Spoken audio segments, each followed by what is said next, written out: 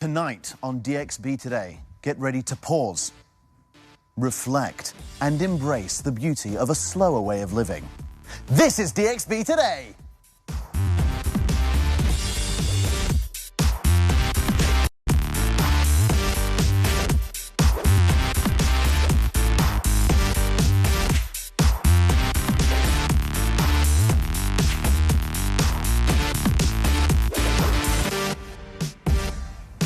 Welcome to another edition of DXB Today. Guess what? Go figure. It's World Sauntering Day. Who knew? And we are discussing the art of slow living and exploring the significance of slowing down in a world that constantly demands our attention. Indeed, in our fast-paced society, we often find ourselves longing for balance, and this summer is a perfect time to explore the power of slowing down and allowing yourself to truly live in the moment. We're going to be joined by guests who challenge the notion that faster is always better. They will share tips to help you reevaluate your priorities and live more mindfully. And speaking of mindfulness, does anyone here practice that type of thing? Meditation, mindfulness? Not you, Tom. I should do. No, I'd love to. I would love to. It's not a question of a choice or anything like that. It's just I need to do more mindful. I need a more mindful approach to life, but I don't. And I'll tell you for why. It's the pace of this city. Yeah. And it's very difficult. You get wrapped up in it. It's all work. It's all play. It's very fast paced. It's very on the go. And it's very difficult to sort of remove yourself from that. Yeah, I think definitely, like, even in our industry, like, it's dog eat dog. You've got to be proactive. You've got to be out there. You've always got to be on your feet, making yourself seen.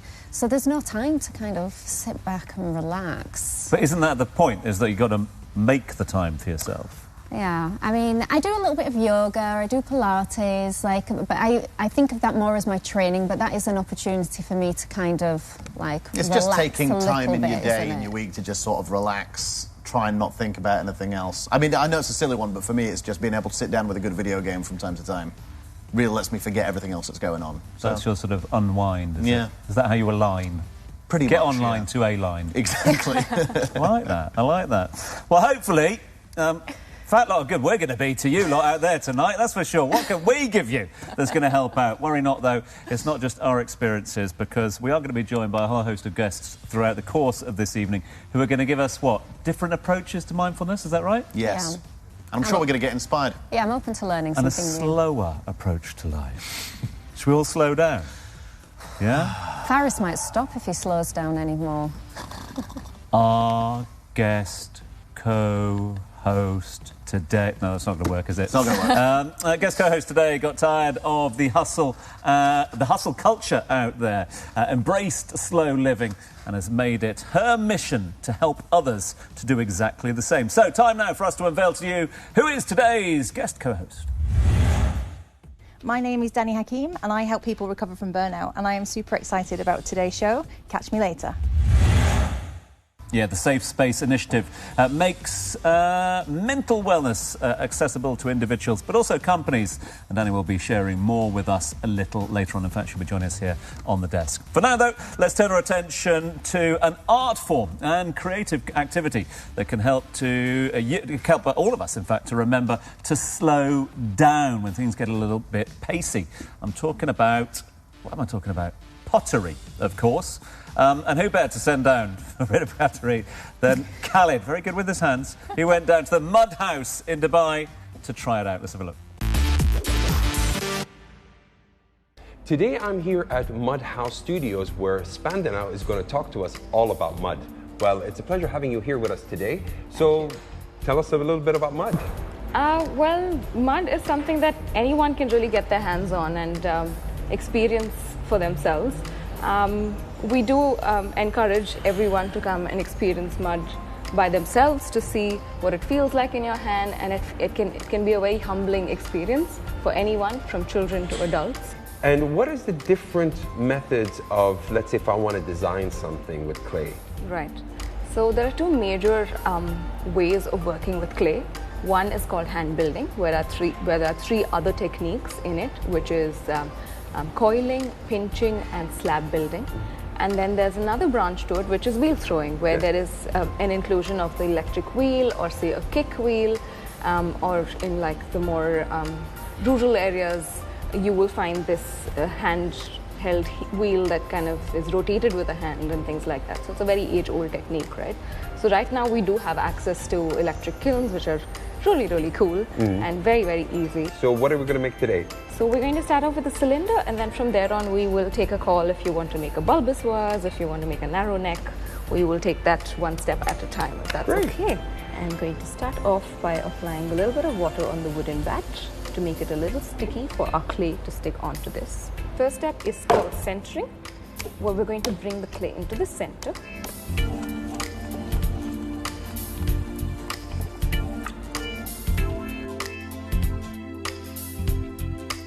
During the initial process of learning, this can be very overwhelming, the specific steps that we are seeing.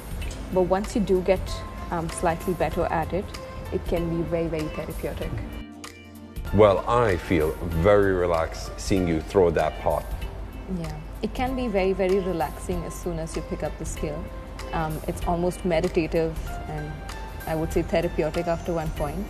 But to get to that stage, you obviously have to develop a certain amount of skill.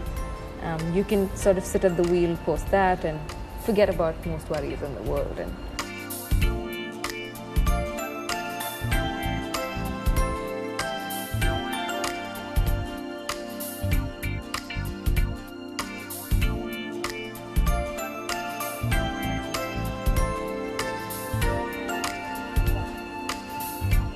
Well, I'm having loads of fun. This reminds me of my childhood, you know, especially when you're playing with mud and dirt.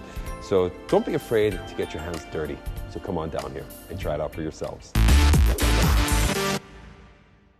Yes, Khalid loves to get his hands dirty, but for right now we need to talk to Dani Hakim, teaching us all how to slow down a little bit. Thank you so much for joining us on DXB today. Thank you, my favourite topic. Now, my question is, did you come to Dubai with this holistic approach, or did you start it while in the city? Absolutely not. So I've been here for 15 years. And I came as a 20-something-year-old, like we all do, for a year. And that didn't kind of transpire 15 years later. But really it was through living too fast that the wheels fell off. I worked in advertising. It was very go, go, go, like you were saying before. And really it just showed that, you know, where were our expectations, where we need to be as human beings, and where the reality is. There's a massive gap, and in that gap there's suffering. People are really struggling right now. So that is why I started Safe Space. The balance is the thing that I can't get here at the moment. The balance between holistic and hustle. Because, you know, only last week we were talking about social media and content creation. It was all about the hustle culture. Be loud. Hustle out there. Be loud, hustle harder, hustle louder than everyone else. You're constantly encouraged to do that, to have success and get all the successes that life has to offer. So how do you find that balance with a holistic approach? I think it's a lot about self-awareness, really. So I think if that's your measure of success, then you have to go for that. However, I would see success as working less, having days off, spending time with my family. That's what success looks like to me. And because now I'm a little bit more aware of what's important and what my values are, then I can start doing things that align to that. You know, I started playing golf. I don't even know who I am anymore. February, no, I'd never even picked up a golf club before. And now that's my mindfulness, that's my slowing down. I go 4 or 5 times a week just to practice on the driving range. It's time for me just to, no kids, they're dropped off at school, work hasn't happened yet, and I just get to have a moment outside. It's very hot right now, to be fair, but that is my version and my approach to making sure that I have that time for myself. Every time I play golf, I end up throwing a club into a lake or something like that and storming off course, so I'm not sure how holistic that is. Mindfully? Mindfully, yeah. So when you're saying like your mindfulness, I think for me it's like, oh, I've got to meditate or I've got to keep some kind of journal, and that kind of scares me a little bit. I'm like, oh no, I don't want to kind of do that. It's a bit too emotional for me.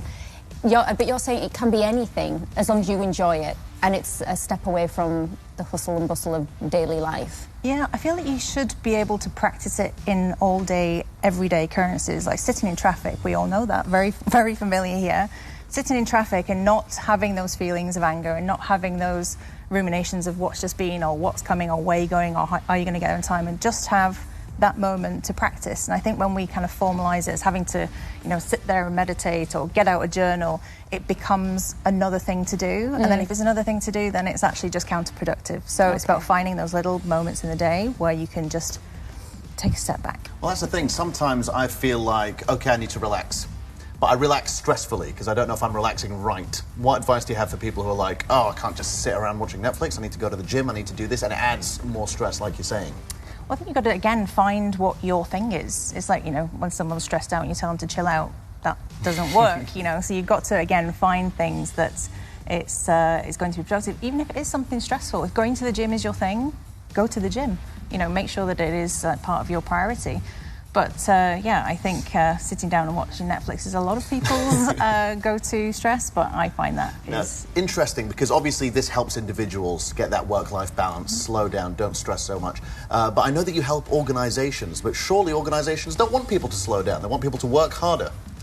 Well, this might be a little bit, I don't know. I think organisations want... Controversial is the word, but I think I think a lot of organisations want to be seen to be supporting their staff. Gotcha. I said it. And I think that the work we do, you know, we don't work with any organisations that don't show that commitment to their team. And I think, unfortunately, from the employee perspective, they come to our work-life balance session and they're sat there waiting for me to blame the employer, to blame the industry, to blame, you know, everything else that's happening. When, again, it's about the employee to take onus, to have those boundaries, to understand when they can say no and empower them to be able to kind of do that. Gen Z are awesome at this, by the way. It's just maybe us slightly older ones that just get it completely wrong. Tell us about honey. So, yeah, it's really delicious, isn't it? It is delicious. It's sweet, and this is what life should be. It should be sweet. It shouldn't be this, you know, nonsense, this exhaustion that we're all feeling. And through the work we've done at Safe Space, I still find that this mental health, mental wellness label is still a bit icky for some people. So, creating honey, we're going to take a lot of the learnings from Safe Space and create a community-based platform where providers and people in that community come together for art workshops, learning music, a walking group. So things that are like pretty low key. So again, not necessarily journaling and meditation, but things that people can get out the house, get more social, get more connected to the people around them, and really just find new hobbies, new people, new ways of doing things to really bring down that stress in life. Nice. Yeah, I would say that excites me more, like doing like activities and like slow-paced things, because the thought of like doing something like kind of therapy, I think it kind of, especially in this region as well, there's a lot of stigma around that. So when you kind of make it more into an activity, it's open to more people. Normalise it. And normalise it, yeah, exactly. Yeah. Listen, we're going to have much more from you, Dani, if that's all right. You're going to stick around with us here on the desk. You're going to slow things down for us as well, which is just as well. But coming up in just a few moments' time, Clarity Guide and Certified Breath Coach joins us here in the studio. Plus, we're sharing new hiking trail routes and, of course, farm to table dining spots right here in Dubai. So don't go anywhere. Stick around.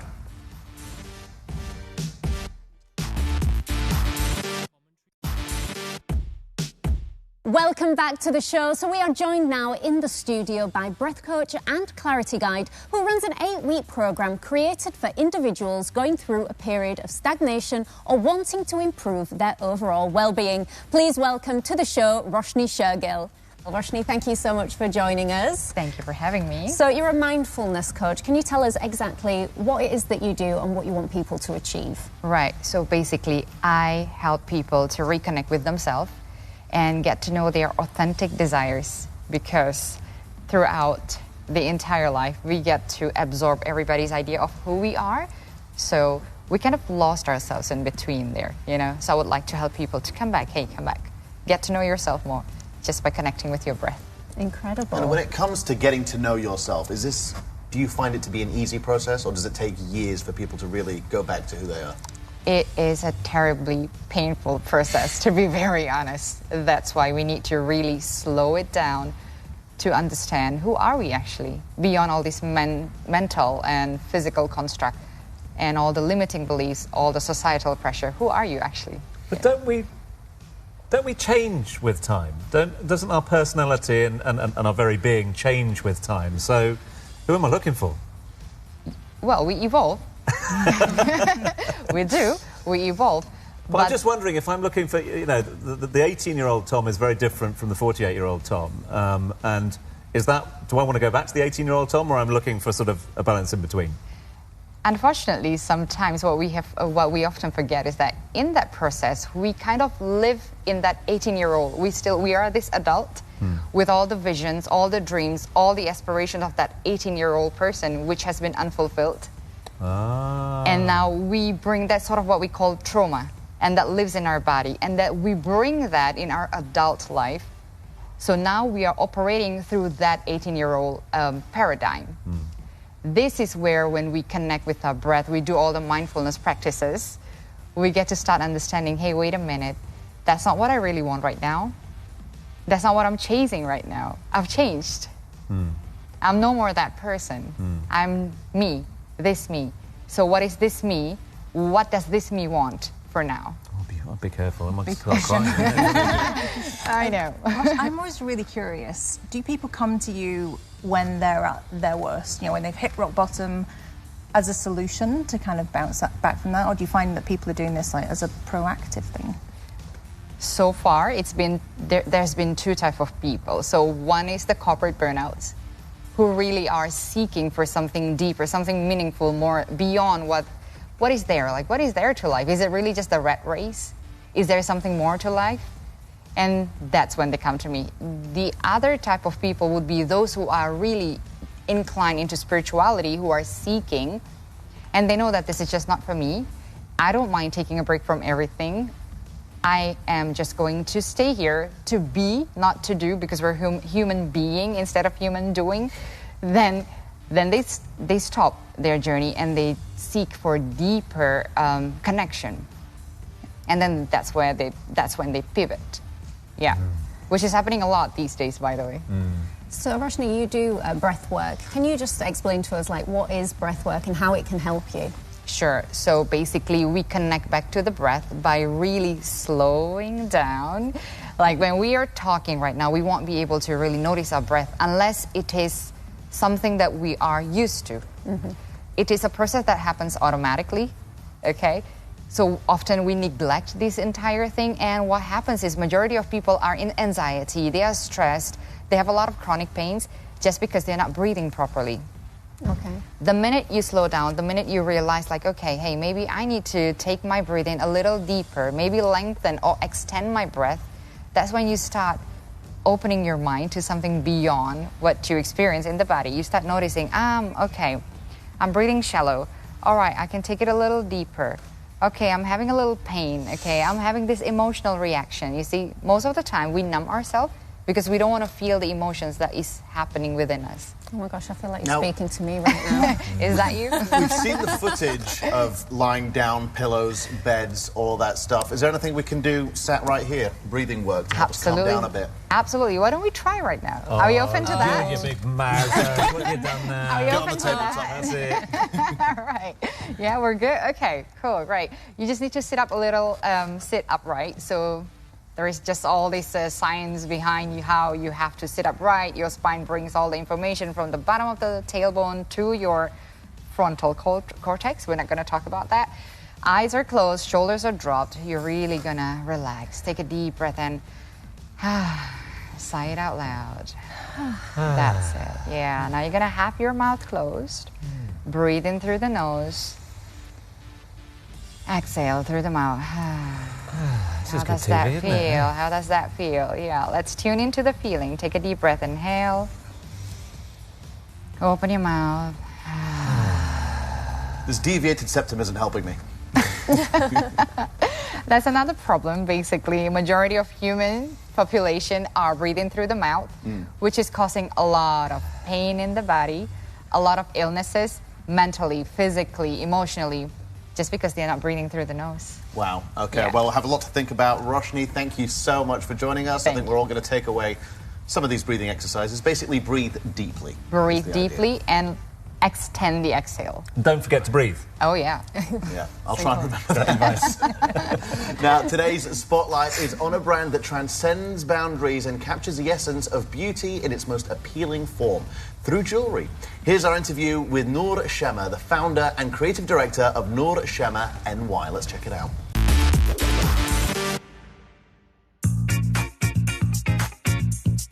My name is Noor Shema. I'm an Emirati entrepreneur. I'm a jewelry designer and recently fashion designer. My jewelry brand, Noor Shema New York, was based out of New York, was launched 4 years ago.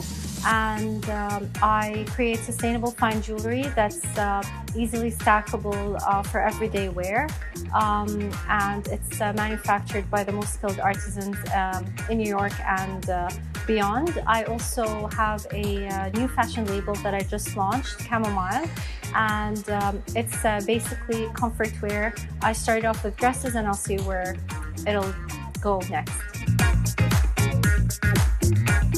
I usually design for myself, so I feel like I'm the client.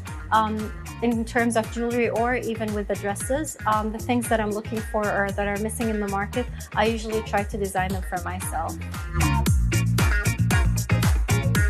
In terms of my jewelry, a lot of my jewelry is inspired by architecture, pattern, embroidery motifs. I've been cross-stitching since I was 6, and it's very, I love pattern and structure, and it's very prominent in my jewelry designs, as well as in terms of dresses and whatnot. It's the current inspiration is spring moving into summer, so having that very free-spirited feel to it. At the time being, I'm trying to take it one day at a time. I try to celebrate the small wins, and I try to constantly develop my business, be it the jewelry or the clothing line for the time being. With Chamomile, which is my new clothing line, I'm now focusing on summer wear and travel wear, so comfort and ease and all that. And moving forward, I would ideally like to create my own prints and fabrics in the long run. Dubai and the UAE is my home. I was born and raised in Abu Dhabi. Dubai is my second home. I studied in the American University of Sharjah, so most of my hangouts were always in Dubai, my friends, and also my family. And the UAE as a whole is just home to me. There's so much to do in Dubai. I'd like to start by spending part of the day at my sister's, because I'm always missing my nieces and nephew, eat a lot, hang out with friends. My best friend is in Dubai. A lot of my friends are in Dubai, so it'll be with friends and family for sure. Big focus there on Noor Shama, the jeweller. Absolutely beautiful. Thank you very much indeed for the insight there. The spotlight, in fact. You know what follows spotlight? It's time for Roundup, and Amy's got her finger on the pulse. Well, Tom, Dubai Municipality is set to open a 9.7-kilometre hiking trail in Mushrif Natural Park. Later this month, the route will be the first of its kind in Dubai, with a recreational track and a sports course designed for skilled athletes with higher levels of fitness and endurance. The track is set to open to the public from the 20th of June and consists of various sculptures, wooden stairways, bridges, slopes and rest areas, which provide a comprehensive view of the landscape and wildlife in Mushrif Park. What do we think of that, guys? This is excellent news, because I think one of the best things you can do for yourself and your well-being is be in nature. I always see be in nature. It is hard sometimes to be in nature when you live in this part of the world, so this type of thing is very important, isn't it? Yeah, very much. Get outside. Biggest advice. Mushrif Park's one of the big sort of hidden secrets, I think, of Dubai as well. It's very well grown, so it's really grown in over time. So you do feel that you're out of Dubai, and I think that's key here, because a lot of people think hiking trails, well, surely you've got to go to Ras Al Khaimah or Fujairah, go further afield. But, you know, just shy of 10k right here in the middle, basically, of Dubai is unique. Are you a hiker? I love it. I love hiking. Yeah, I do. I really enjoy it. And like you said, getting away in nature, it's a great way to, like, disconnect and just, like, kind of see the beauty of the UAE without it being skyscrapers and parties and brunches and the rest of it. I don't know what you're talking about. Not at all. So are you going to be hitting the trail soon? Yeah, I would like to go, but not in June. I won't be going in June, I'll be honest. Maybe October I'll give it a go. Is it... I suppose, Dani, the question in this one here is it up to the municipality, is it up to the governments to set and create these sort of infrastructures? Obviously, we're seeing massive investment into the cycling infrastructure here, to the running infrastructure here, the outdoor living infrastructure, now hiking. Or should it be more our responsibility to do that? I just think it's amazing, everything that's here. Like, we're just, you know, the foot of everybody's doorstep, there is something to do. I think it's our responsibility to use it, to do something with it. So, yeah, showing up, going hiking, using the cycling tracks, it's all there for the taking. Final point on this one. correct me if I'm wrong, but didn't we do a feature last week on DXB Today of the new crocodile park in Mushrif Park as well? Now, the Where are you put going two with and this, two Tom? together. And the crocodile park, they don't cross over. Well, do they? I don't know. They did say that there's bridges. Maybe you go across the bridge over the crocodiles, and if your hiking partner's annoying you, they can take a quick swim if they want. You don't need to be able to hike faster than the crocodile, just the friend that you're with. Coming up, we find out how we can be more intentional in the way that we consume our food with Green Michelin star farm-to-table restaurant Teible. Stay with us as we find out more.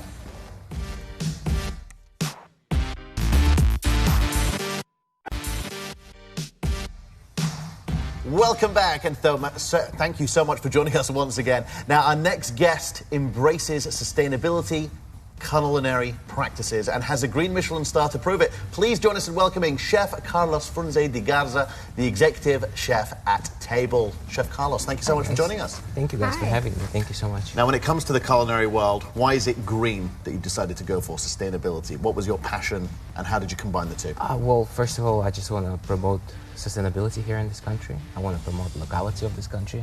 I just want to show that Dubai is not just huge skyscrapers, expensive cars, and everything is luxury, but there is a huge agriculture in this country, and I want to promote that agriculture country within the country itself over here. That's why we went for the green.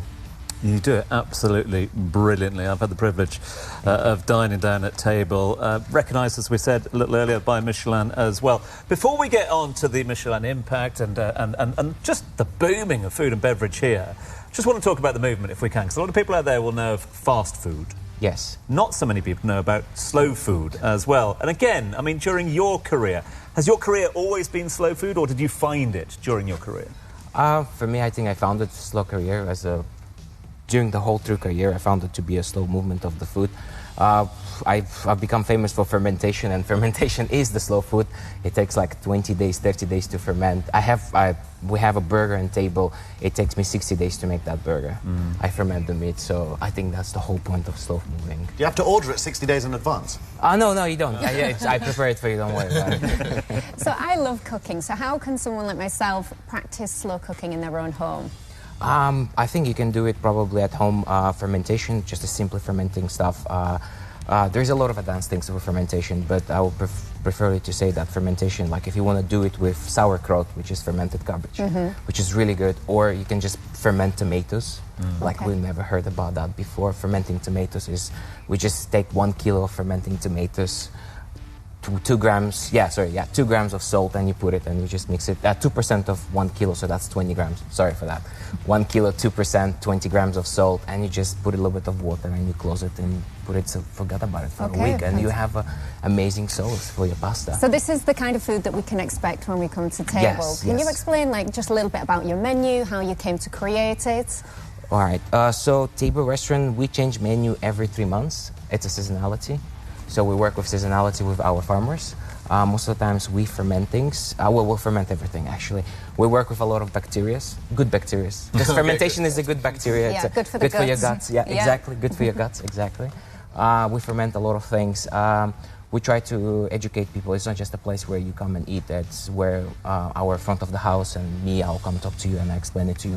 Why does it take me 60 days to make your burger? Or why does it take me 20 days to make your fermented tomatoes? And it's all about educational, kind of like an educational restaurant, let's put it that way. Okay, yeah. I like that. Yeah. Fun? Yeah, I just think the education is key, and I think back to when I was a child, and it was a microwave pizza and microwave chips. Like those, I was on a path. I was destined for one route, but I try really hard with my children now to get them involved in cooking, like even fermentation. My 6-year-old loves pickles. We've made kefir at home. So how does that, education, have you seen it, the ripple effect? Do people actually go home and try this stuff? Yes, I do. Actually, we did last year some classes, and I've met strangers, and they become my friends.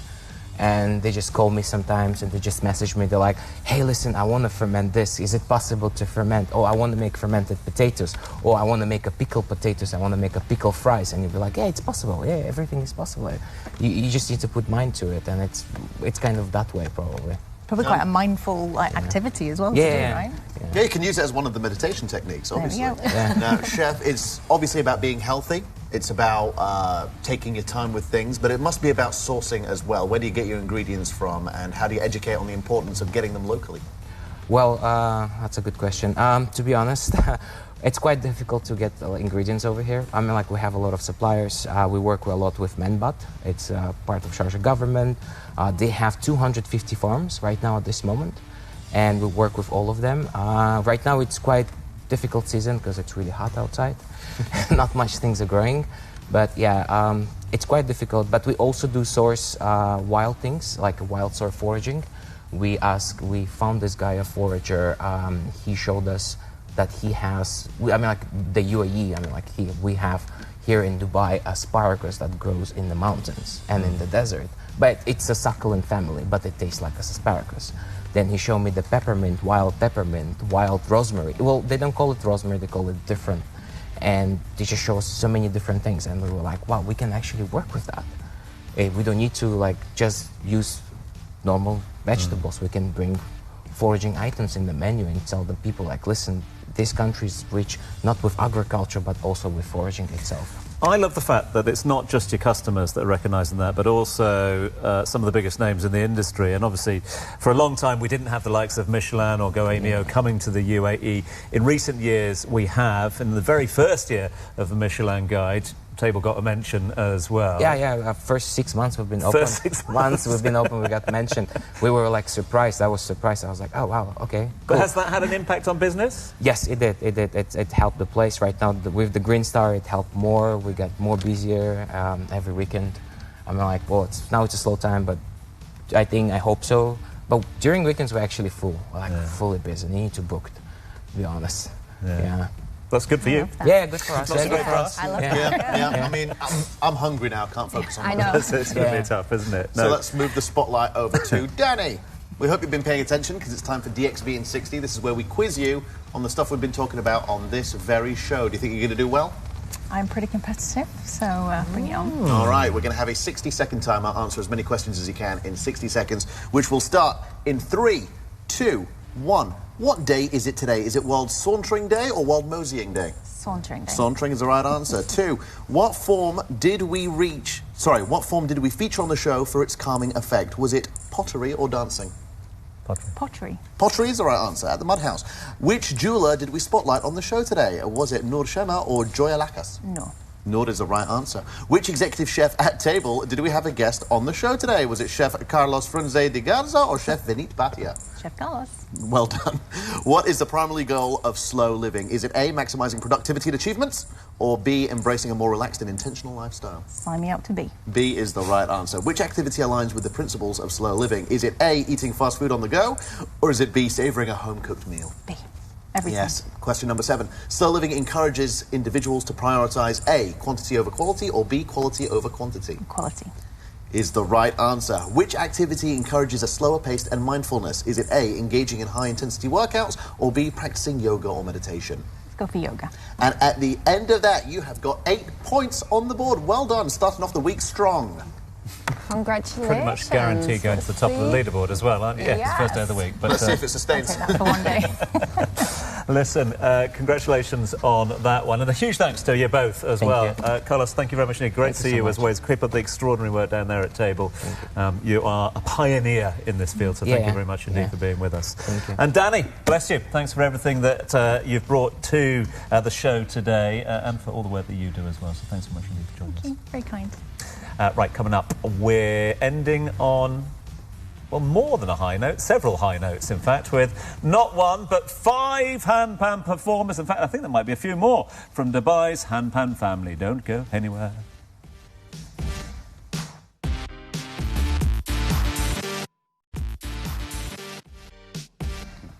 Welcome back to D today, where we are talking to our performers. Now, we can't talk to all the performers because apparently there are 500 of them. So we're going to talk to Anas Al-Halabi and Sara Al-Marri. Thank you so much for joining us. Thank you very much. Now, Anas, I do believe that you're a trailblazer, a pioneer, the first handpan player in the Middle East. My question is, where did you think to pick it up? Actually, our vision just to share the frequency of the handpan over the world, and like our dream, like that, at least once in each house in the world to learn handpan, because the handpan frequency it's healthy, which is 432, which is the frequency of the water. So that's why our vision just to share and spread it in different countries. Amazing. Now, Anas, you're the founder of Handpan Dubai family. Yeah. How many people do you have in the team? I said 500. But yeah, we have. From where? What are the ages? Tell us a little bit about the band. Actually, it's from 5 years to 78 years. What we have from over 30 countries, 30 nationalities. We all based in Dubai. We started almost 5 years ago. I started one-to-one classes, then we have a group classes, then my students became teachers. Then we have now over 500, and also we have like a handpan family in 13 countries. So we start to have like, this is what we're trying to do. That is incredible. And Sarah, I want to know more about you. I mean, you're quite young. How old are you? I'm 11 years old. And how long have you been playing the handpan for? A year. A year. So what made you, at 10 years old, think, this circle is what I want to play? Like the sound of it is just very calming, and it like gives me positive vibes. And is Anas a good teacher? Yes. Okay, that's very Thank good. you. So tell us a little bit about what we're going to see. Obviously, the two of you are standing in front of me, but we have multiple handpans. How many people are coming on stage? How do you guys know each other? And what can we hope to hear a little bit later on? Actually, we are 7, one of the best students. All of them are my students. So we play music like composed by us. And we tried just to make a surprise. Hope you like it. I'm sure we will. And tell us about the Instagram handle. What is it? Where can we follow you guys? Actually, you can just go Dubai Handpan Family or Anas Handpan Family. It's both same. And before we move on, I just want to know, what's the biggest number of handpan players we can see from you guys? Actually, all 500? Actually, today, no. But yes, now we're trying to enter Guinness Book. Just next month with the maximum handpan players together. I can only imagine the sound. Well, we can't wait to hear from you, Anas, Sada. It's going to be amazing. We're going to have all the handpanners right now. But for right now, Tom has something very important for us. Indeed, Faris, thank you for that. I don't know if you know, but it's our last week of DXB today. How will you cope over the summer? We're all off air for the summer period. Because of that, I did to give away prizes every single day from now until the end of the week. So make sure that you're watching the show each and every day, and keep your eyes also on our Instagram page. Yes, tonight we are giving away some very healthy prizes. 2 500 dirham vouchers to spend Transform Your Body by Yasir Khan, plus a 1-week cleanse by the Broth Lab worth 300 dirham. So head down to the Dubai One Instagram page, find the competition post, and let us know why you would like to win. But we like to think it's not all about competitions and winning. We also want to hear from you. We want to know how much you miss us, what you'd like to see when you come back. So if you post about us, please use the hashtag DXB today to let us know your favourite episode so far. Now, I'm actually very much for today's episode. I think people do work too hard. People don't balance enough. How are you guys feeling? Because, Tom, you're one of the hardest working people on the planet. Are you going to slow down a little bit? I hope so, yeah. As I said at the top of the show, need to be a bit more mindful, needs a bit more balance, I suppose, out there. But you have enjoyed the show? Because I think I've slowed down. I just feel like I'm dozing off. I don't know if that's because lack of sleep. I don't know if that's a good thing. Yeah. But no, it's been a good insight into the different approaches, I suppose. Because I think I came into this show going, it's all the same, isn't it? Mindfulness, holistic approach. But the differences in approach is what's really struck me. Yeah, I think I was a bit intimidated at the beginning of the episode, thinking, oh no, this isn't going to be for me. You think it'd be a bunch of hippie stuff, didn't you? I did, but actually the way that Dani explained it and saying, you know, that it's just about you taking a little bit of time out for yourself, doing the things that you like and just stepping away from, like, the hustle, then, yeah, I can get on board with that. Yeah. Slow dining, can you get on board with that? Oh, yeah, definitely. I'll be fermenting everything in my... 60 days for a burger. Kitchen, yeah. 20 days for a... Whatever it was. You won't see it on the delivery apps, I don't think. Your driver is arriving in 60 days. Make sure to tip them. It was great to have Carlos here, and that just gives you an indication of the attention that man and his team bring to food and what they're doing. That slow move, it's a slow food movement, sustainable eating, and sort of just trying to waste less at the moment. Yeah. You know, food waste is a massive issue here. It is huge. And addressing that is key. Yeah, I haven't waited. It was talking there about, wasn't it, about waiting however long it was. I've been in restaurants that you've had to wait for about as long. Just to get disabled.